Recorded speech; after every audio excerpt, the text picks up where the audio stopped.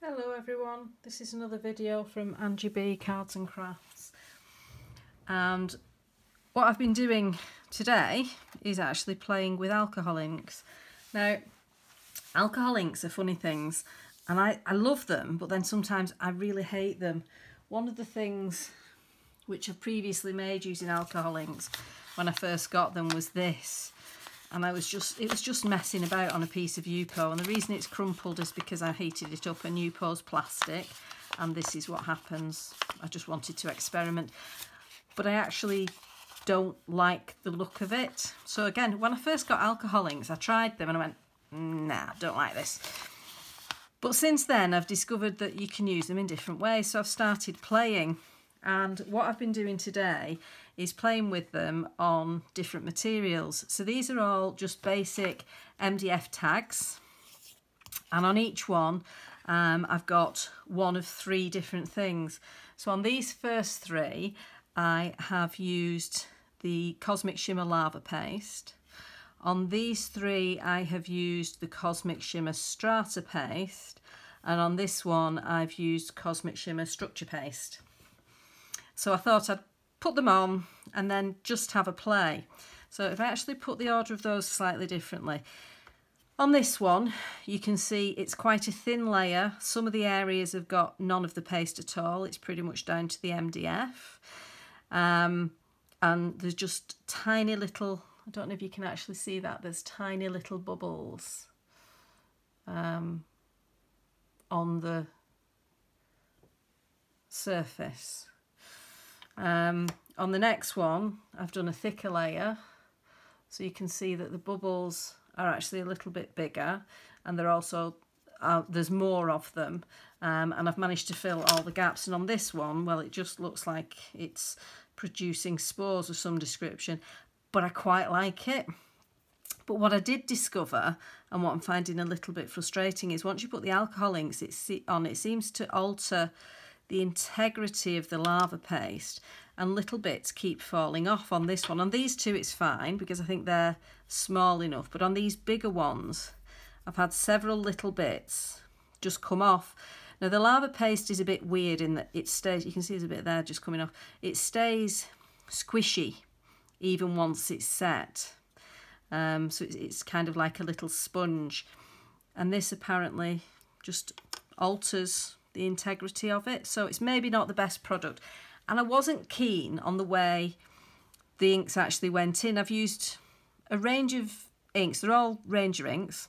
I've used a range of Ranger inks, and what I've done is, you can see on these 2 particularly, there's some areas that are a little bit shimmery because I've used one of the pearl colours, but I didn't like the way the colours changed and interacted. It's not the same as when you put them on Yupo and you just get that lovely pooling out. It seemed to respond very differently. So I'm not keen on these 2 at all. And the reason that I'm showing you this is just so that you can see you can play and make discoveries, and some you'll like and some you won't. So I don't like those 2. I like the look of this one, and I quite like the colours on it, but I don't like these little bits that just keep flying off. So again, I don't think that's going to be something that I'll be doing again. It just, usually on the edges, I mean, you can see there, it's just coming off really, really easily. Whereas if I look at this piece that's just had paint put over it, yes, it's still got the squishiness, but none of it's moving, even on these edges. It just feels more stable. So I won't be using it on the lava paste anymore, but it's a learning curve. Right, so these next 3, I'll put them in that order-ish. So this first one is quite a thin layer of the Strata Paste, and if you haven't seen the Strata Paste, it actually comes with quite large flakes of mica in it. So these, I don't know if you can actually see them on camera. Let me see if I can get them up. If you can see just here, it's difficult to get the focus, but there are some quite large flakes in there. See if we can see it any better on one of the others. You can kind of see it here. There's some flakes sticking up.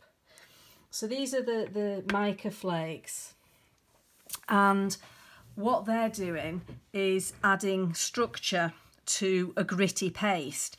So I think it's potentially something similar to a normal structure paste, which can be quite gritty and a bit like a cement.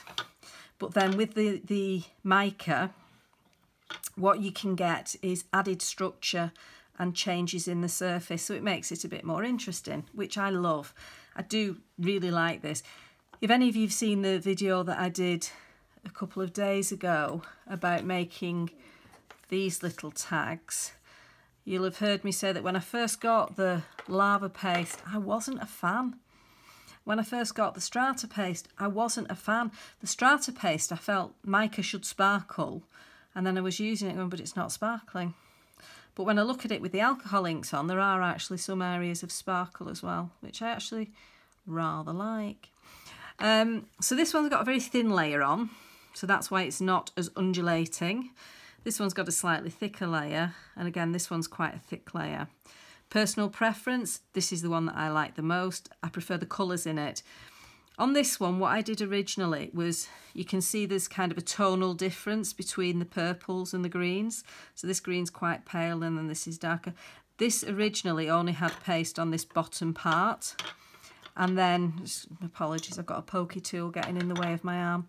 And then what happened was I put the ink just onto the raw tag and discovered that MDF, as I'm fully aware of but didn't consider, just absorbed it and it looked dull and bland and rubbish.